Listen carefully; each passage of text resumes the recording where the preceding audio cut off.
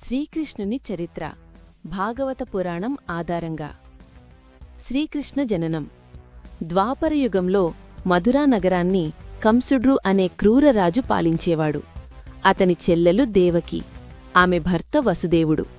దేవకీకి పుట్టే 8వ సంతానం తనను సంహరిస్తాడని ఆకాశవాణి వినిపించింది. భయంతో కంసుడు వారిని కారాగారంలో పెట్టాడు.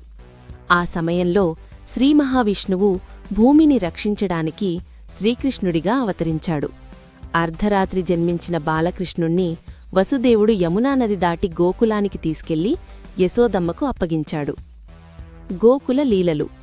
గోకులంలో బాలకృష్ణుడు అద్భుతమైన లీలలు చేశాడు. పూతన అనే రాక్షసిని సంహరించాడు. శకటాసురుడు, తృణావర్తుడు వంటి అసురులను జయించాడు. కాళీయమర్దనం చేసి యమునా నదిని శుద్ధి చేశాడు.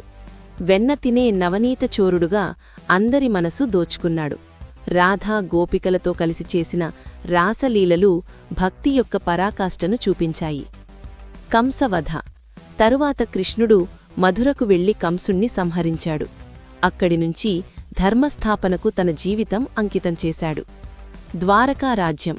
కృష్ణుడు తర్వాత ద్వారకా నగరాన్ని స్థాపించి రాజ్యపాలన చేపట్టాడు. అతను పాండవులకు స్నేహితుడిగా, మార్గదర్శిగా ఉన్నాడు. మహాభారతంలో కృష్ణుడు అర్జునుడికి సారథిగా నిలిచాడు. అర్జునుడు విషాదంలో ఉన్నప్పుడు కృష్ణుడిచ్చిన ఉపదేశమే భగవద్గీత. భగవద్గీతలోని సందేశం ధర్మం, కర్తవ్యము, భక్తి గురించి అమూల్యమైన బోధనలు అందిస్తుంది. శ్రీకృష్ణుని ముఖ్య గుణాలు: ధర్మరక్షకుడు, భక్తవత్సలుడు, స్నేహానికి ప్రతిరూపం, యోగేశ్వరుడు, ప్రేమస్వరూపుడు.